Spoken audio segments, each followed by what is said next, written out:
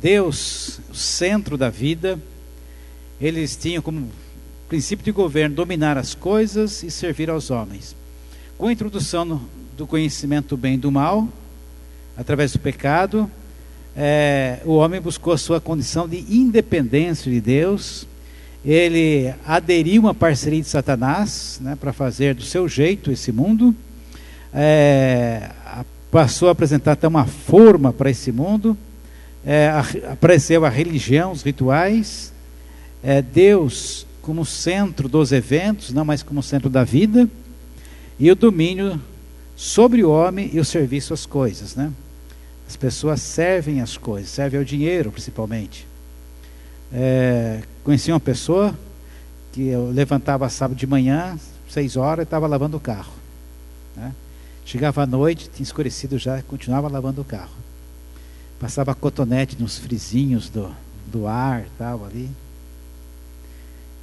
Eu não sei se ele tinha o carro tinha ele. Bom, Romanos 12, 2, Paulo nos propõe o seguinte, né? Nós migrarmos do fruto do conhecimento do bem e do mal para a vontade de Deus. Lá diz que não vos conformeis com esse mundo. Esse mundo é moldado, é formado, tem todo o seu princípio, sua base no conhecimento do bem e do mal. Sempre. Ainda que fazendo o bem, o mal está presente. O fruto não é um ou outro. O fruto é bem e mal juntos, né? Então não vos conformeis com esse mundo, com o conhecimento do bem e do mal, mas transformai-vos. Não é transformar o mundo, é transformai-nos, né? Nos transformarmos pela renovação do nosso entendimento, né? Entender, compreender a vontade de Deus, para que experimenteis qual seja a boa, agradável e perfeita vontade de Deus. É gostoso comer quando se tem fome, né? O filósofo dizia que a gente deveria ter prazer nosso de comer só quando tem fome, beber só quando tem sede, dormir só quando tem sono e assim por diante, né? Então, o melhor cozinheiro é a fome. Me falou uma pessoa que me levou lá para o interior de Goiás. Depois de andar, eu falei, esse cara não vai parar para comer, não? Lá que está com muita fome, parou para comer. E a gente disputava lá a mesa com as moscas e tal, mas comemos que foi assim uma delícia, né? Aí no final falou, o melhor cozinheiro é a fome, se eu parasse antes vocês não iam comer. Então, é uma delícia. E Jesus falava que o alimento dele, que saciava ele, era fazer a vontade de Deus. Então, a vontade de Deus não é para nós uma prisão, não é alguma coisa que se apresenta como negativo, como aquilo que cerceia, que tira, né, o nosso prazer. Não, a vontade de Deus ela é boa, agradável e perfeita. O diabo faz tudo para nos enganar, para nós não entrarmos na vontade de Deus. Por quê? Quando nós experimentamos a vontade de Deus, ela não é uma coisa pesada, uma coisa difícil. Eu acho assim engraçado, né? Assim, gente, não é fácil fazer a vontade de Deus. Não, isso é o que o diabo diz. Depois que você entrou, você decidiu fazer a vontade de Deus, você vai perceber que ela é agradável, ela é boa, perfeita. E não é somente isso, é incomparavelmente melhor. O que você imaginou de melhor para você, a vontade de Deus é superior a isso. Mas se nós experimentarmos, se nós não entrarmos nisso, né, o diabo ganha. O diabo, ele monta para nós um boneco inflável, um monstro inflável na nossa frente, né, para nos amedrontar, para a gente não avançar. Mas como é uma coisa inflável, você pegar um alfinete, tocar ali, aquilo murcha, não é o que parece, né? Então o diabo quer falar para nós de um jeito assustador, medonho, mas coragem, enfrenta, que depois você vai ver que não era nada aquilo e que a vontade de Deus é insuperavelmente melhor. Bom, nessa metanoia, essa mudança de mente, como que vamos nos compreender nela? Deus Pai, Deus Filho, né? E tem um espírito de adoção. O Espírito Santo que está em nós é um espírito de adoção também, né? Lá em Romanos 8 está falando isso. E nós, não é que nós vamos ser a quarta pessoa em Deus. Deus continua sendo Trindade, mas nós vamos ser filhos no Filho, estar em Cristo, né? E uma vez que nós estamos em Cristo, o Espírito Santo de Deus habitando em nós, vai nos levar a adotar outros, a incluir outros nessa adoção, a colocar outras pessoas em Cristo. E estar em Cristo não é uma posição geográfica, né? Estar em Cristo é você estar dentro da vontade de Cristo, que é dentro da vontade de Deus. Aí então nós participamos dessa pericorese que foi tão falada, maravilhosamente falada ontem. Então nós somos em Cristo, nós somos filhos do Filho de Deus, e o Espírito de adoção nos leva a incluir outros nessa adoção. Uma vez adotados, nós não ficamos assim desfrutando só daquela adoção, né? Nós vamos gerar filhos. Aliás, quem esteve aqui no último encontro de paternidade ano passado? Pode levantar a mão. Ok. Quem ouviu daqui o que nós comentamos no último encontro de paternidade? Dos que não estavam aqui. Alguém ouviu? Comentaram com você? Talvez você nem se lembre, mas falamos o seguinte, né? Quem é seu filho? E daí, perguntando quem é seu filho, a gente foi identificar o seguinte: o que o seu filho gosta, o que seu filho faz, onde ele trabalha, onde ele estuda, e assim, a data de aniversário dele, o último presente que deu para ele e tal. E quem é seu pai? Né? Qual a última vez que deu um presente para seu pai, onde ele mora, o que ele faz, tal, espiritualmente falando, né? E isso, gente, é de se esperar que hoje, quem esteve no encontro lá, eu estou aqui contando que todos vocês já identificaram seus filhos, 2, 3, 5, 10 filhos, e estão cuidando deles, estão visitando, conversando com eles, tudo mais tal, estão praticando essa família de Deus. Acharam também quem são seus pais, estão honrando eles, né? E quem não esteve no encontro de paternidade aqui ano passado, deve ter sido informado disso também. Dá uma olhadinha lá. Agora, se nós nada fazemos, somos aquelas crianças na praça, né? Que é contado no Evangelho. Se conta lamentos, eles não choram. Se conta alegria, eles não riem. Então, uma indiferença, uma impermeabilidade à palavra de Deus.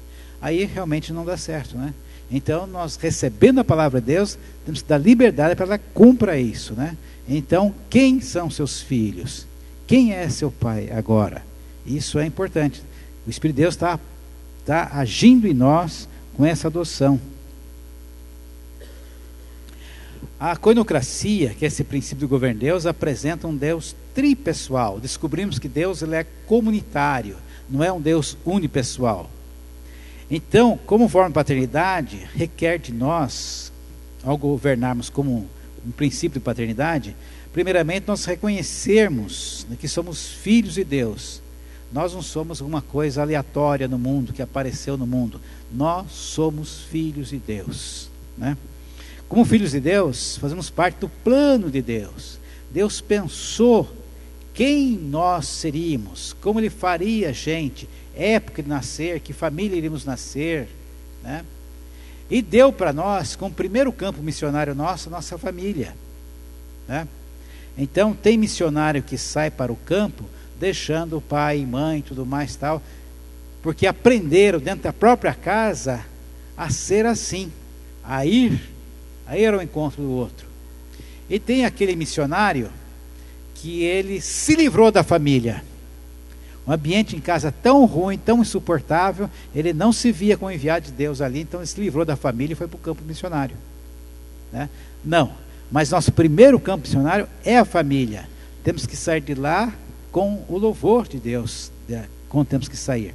Então, a primeira coisa, reconhecemos como filhos de Deus, cuidados por Deus, e demonstramos que somos filhos de Deus, fazendo a vontade de Deus. E depois de reconhecido filho de Deus, nós então praticarmos a adoção. Deus, né, quem tem família natural, não espere que o filho fique eternamente em casa, né? A perspectiva é que esse filho venha se casar um dia, venha gerar outros filhos, tudo mais, né? Venha ter a sua vida, a sua independência, a sua vida própria. Então Deus quer também que nós façamos assim, nós geremos outros, né, para Ele. E nesse mundo, uma das coisas que vai denunciar a nossa vida, o que mais nos coloca em xeque, é algo chamado dinheiro. a única coisa que Jesus comparou com Deus, né? O dinheiro oferece todas as coisas que só Deus pode dar. O dinheiro nos oferece todas as coisas que só Deus pode nos dar. Então, a maneira que nós relacionamos com Ele, diz em que reino nós estamos. Aquelas perguntas que eu disse anteriormente, elas estão muito focadas nisso aqui, né?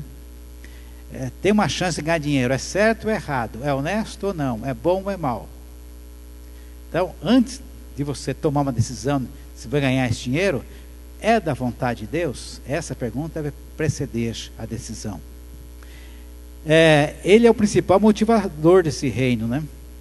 Então, esse reino é dito para você ganhar, para você vencer, possuir, acumular, ter, né? E até o próprio Evangelho muitas vezes é pregado sob esse princípio, né? Então, assim, o mundo entrou na igreja. Tem algumas coisas que são visíveis que o mundo está entrando na igreja, né? Então, o que acontece no mundo? Um MMA, bota um octágono dentro da igreja, boate gospel, traz para dentro da igreja. É lógico, essas coisas são copiadas de lá para cá. Não foi a igreja que deu origem ao MMA, não foi a igreja que deu origem a uma boate. Foi o mundo, mas trouxe para cá e as coisas são visíveis. Mas o pior de tudo é aquela infiltração sutil dos princípios desse mundo que tirou de cena ouvir a vontade de Deus, para você julgar pelo seu próprio discernimento o que é certo, o que é errado, o que dá mais dinheiro, o que vence, o que ganha, né, o que mais possui. No reino de Deus, o dinheiro é colocado a serviço do outro. O dar é a essência de como se trata o dinheiro, o principal verbo de emprestar, contribuir, colaborar, ajudar. Tudo isso são ferramentas que o dinheiro pode dar para você. Então, quando nós pensamos segundo o mundo, nós temos uma atitude com o dinheiro. Se nós pensamos segundo Deus, temos uma outra atitude com o dinheiro. E só que é uma coisa, por mais que você dê o seu dinheiro, Deus nunca vai ficar devendo para você. Deus sempre vai poder te dar mais, né? Deus, é interessante, Deus não deu coisas para nós possuirmos, mas deu coisas para nós usarmos. Deus deu essa terra, planeta, para o homem, não para possuir pedacinhos de terra, mas para o homem usar dessa terra. Deus deu o sol, não para o homem ser dono do sol, mas para o homem usar do sol, da água, do ar que respiramos. Mas o homem aos poucos tem se tomado conta disso, né? Tem se achado que é dono da terra, dono do seu terreno, faz o que quer lá, não importa a vontade de Deus, dono da água, né? Eu digo lá para os meus alunos, sou do tempo que você chegava na lanchonete ou no bar, pedia um copo d'água, o balconista abria a torneira e te colocava um copo d'água na sua frente. Hoje você pede uma água no bar e pergunta, com gás ou sem gás? Tira a ficha no caixa. A água tem dono. Isso para ser mais simplista, né? O governo de Deus se manifesta. Gente, não existe governo sem governados. Então é uma comunidade, e o testemunho de Deus se manifesta muito mais em coletividade, em comunidade, do que sozinho. Então a pessoa pode ter um caráter inabalável, paga as contas em dia, não chega atrasado aos compromissos, não falta, o cara é perfeito, mas é um porco espinho nas relações com as pessoas, né? Fala de maneira arrogante, briga com a mulher, briga com a mãe, aquelas coisas todas. Testemunho dessa pessoa não vale nada. Às vezes você encontra pessoas que nem têm um caráter assim tão positivo. Empresta aqui, paga ali, chega atrasado, tudo mais tal, mas é cheio de amor, né? Está sempre dando coisas tal. Essa daí tem mais condição de cair na graça do que quem que anda certinho. Eu não estou dizendo que nós devemos ser relaxados com a vida, mas dizendo que nós temos que ser cuidados com o relacionamento. O que testemunha a Deus é o relacionamento. E o primeiro ambiente comunitário de nós testemunharmos Deus é a própria família. E quanto mais nós ampliamos a família, mais pessoas incluímos nossa família, maior o testemunho, mais Deus é evidenciado, mais o governo de Deus é mostrado a esse mundo. Projetos individuais são de pouca valia. O que você pode fazer sozinho não tem valor para Deus, não, né? Nós somos ensinados que salvação individual, mas só que a salvação individual não pode fazer de nós pessoas individualistas, egoístas, né? Se somos salvos para os outros, né? Então, os nossos projetos individuais são até mais fáceis, mais rápidos de serem feitos, serem realizados. Mas quando nós agregamos pessoas a ele, a gente vai andar mais devagar, pessoas com menos velocidade que nós, a gente vai ter que se entender, tem que entrar em acordo, né? Isso vai ser mais lento, mas vai testemunhar muito mais de Deus. Então temos que contribuir para uma realização comunitária. Isso é mais importante do que fazer sozinho.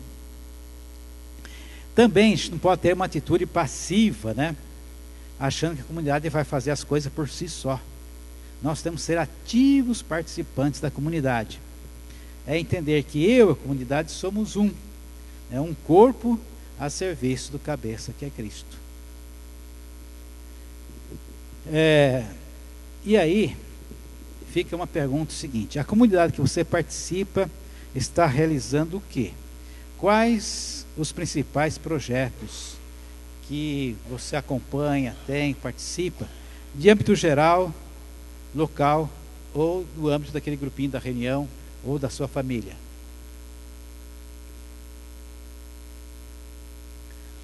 Então, falando aqui de maneira caseira, né, nós temos um projeto desenvolvido aqui nesse sítio, né, que está em execução. Esse salão aqui para comportar 500 pessoas, o refeitório para comportar 500 pessoas, mas quando você fala em pernoitar aqui, é 150 pessoas. Então, isso aqui está em construção, está em expansão.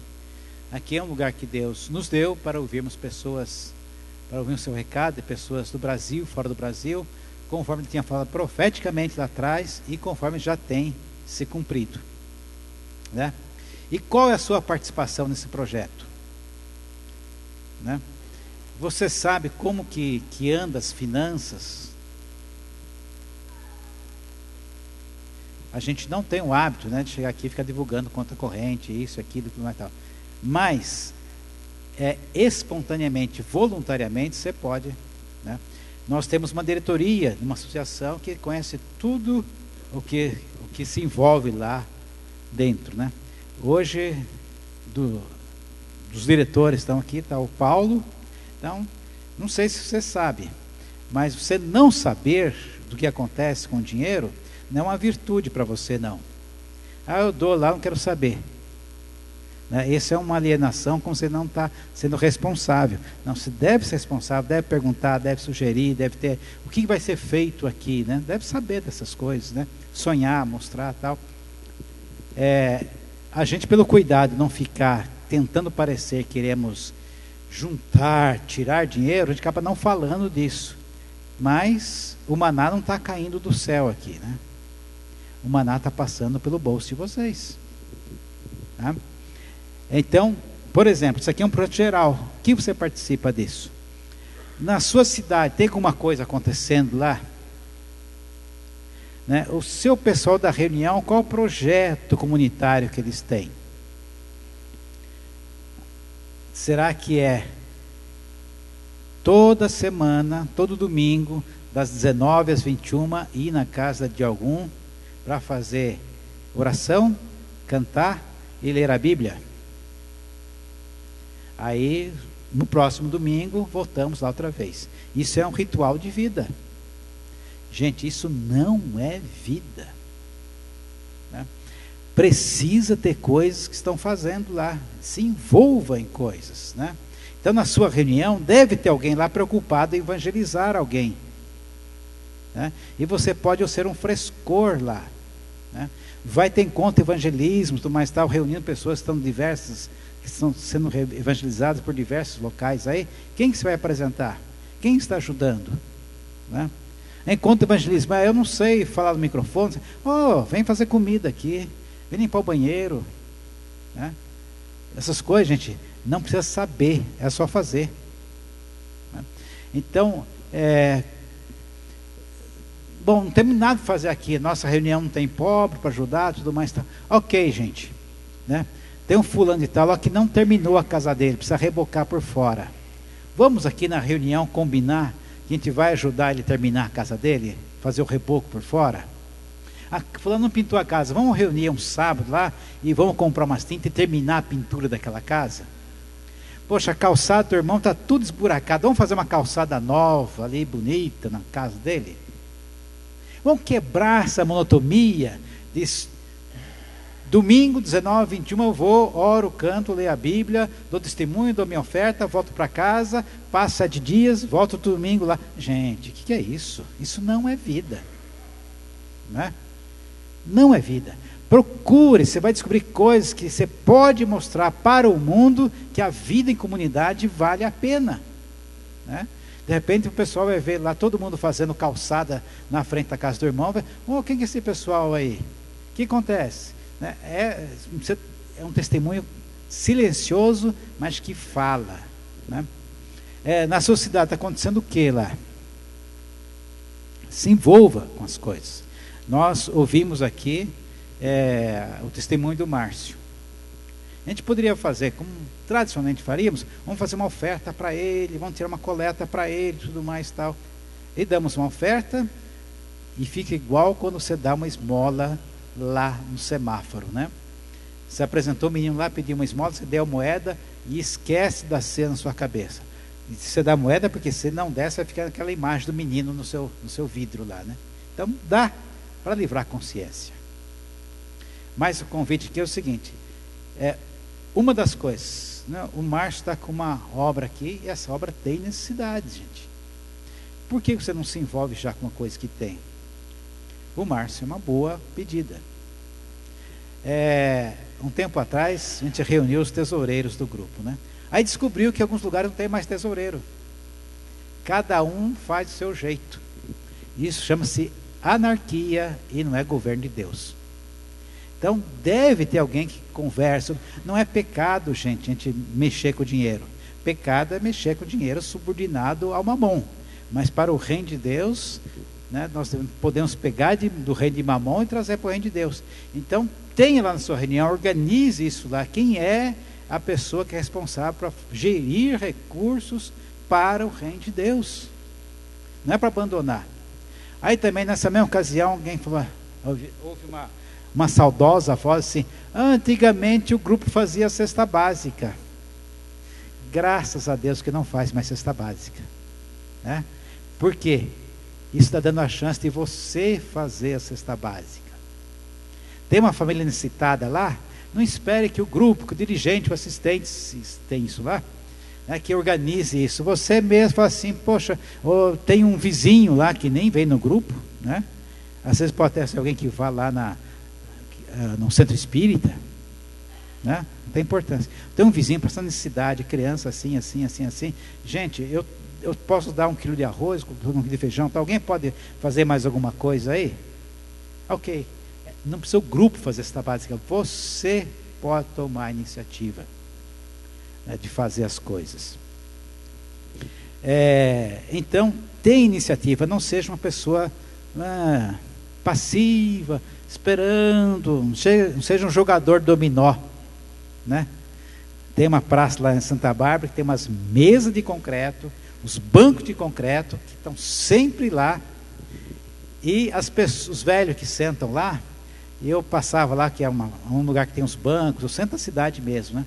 Eu passava lá, via um mês, voltava o mês seguinte, tinha os mesmos velhos, parecia que era de concreto também, né? Jogando, esperando a morte chegar. Gente, que é isso, né? Terceira idade, tem um monte de coisa para fazer para Deus, uma chance enorme para fazer para Deus, vai gastar o tempo jogando dominó. Tome iniciativa, seja ativo no reino de Deus, né? Eu hoje não tenho mais as minhas forças da adolescência, né? Mas tenho a mesma paixão de um adolescente recém-batizado no Espírito Santo, né? Eu tenho vontade de fazer muitas coisas, quero fazer, né? E tento fazer, né? Tem coisas que não consigo fazer mais por outras limitações, mas outras coisas eu consigo fazer por causa da minha maturidade. Mas faço com a mesma paixão, né? Nós estamos numa escola de governo no reino de Deus, gente. tudo que fazemos deve ter objetivo de aprendizado, treinamento, para lá no futuro nós reinarmos com Cristo. Reinar com Cristo é governar, né? Tem muita gente se preparando para ficar cantando 24 horas por dia, orando 24 horas por dia, né? Mas Deus quer nos preparar para o governo dele. Pessoas que saibam ajudar as outras a fazer a vontade de Deus, né? Eu acho que eu não conseguiria ficar confinado num lugar 24 horas, né, fazendo essa nobre ação de adoração, no sentido clássico, né? Dá para adorar de outros jeitos também. O reino de Deus não está confinado a 4 paredes. Não está confinado a 4 paredes. Tem muito mais reino de Deus fora das 4 paredes, fora dos rituais, do que dentro dela. Nós precisamos ver e conhecer essas oportunidades, né? Duas coisas. Eu falei aqui sobre a pirataria e sobre cantar novamente hinos antigos, coisas assim e tal, e isso pode ter ficado mal entendido, né? Então uma coisa contradizendo a outra. O que eu quero dizer com pirataria? Eu vou contar um exemplo, acho que dá para a gente entender bem. C.S. Lewis teve uma experiência com Deus num jardim, num lugar tal. Ele foi ali e Deus estava presente naquele lugar. Ele ficou assim cheio, feliz de Deus tal, né? Dia seguinte, o que ele fez? Na mesma hora, ele foi no mesmo lugar para ter a mesma experiência. E parece que Deus não estava lá. Tá bom, volto amanhã. Voltou dia seguinte para ter a mesma experiência, mesmo lugar, mesma hora. Que aconteceu? Deus não estava lá. Até que uma hora ele percebeu, falou assim, mas não estou procurando Deus, eu estou procurando aquela experiência. Então, quando nós queremos, às vezes, numa reunião, tem uma música que marca aquela reunião, tudo mais, tal, cria aquele clima de bênção, de presença de Deus enorme. Aí depois, agora eu achei o caminho. Na próxima reunião, quero cantar a mesma música, mesmo jeito, tudo mais, tal, no encontro, tal. Isso é pirataria. Então a gente vai no encontro lá e tem um louvor que é uma benção. Então eu pego aquele formato, encaixoto ele para tentar ficar usando depois, né? Então quer dizer assim, nós somos livres para usar todas as formas, né? Multicores, um louvor multicolorido e não um louvor monocromático, né? Deus pode falar com um hino centenário, pode falar com uma canção cantada entre os sem terra, pode falar de uma canção cantada por um jovem recente, tal, que talvez nós ficamos monocromáticos, nós perdemos outras coisas, né? Temos que ter todas as cores conosco aí. Bem, deixa eu ver se tem algum pontinho só aqui.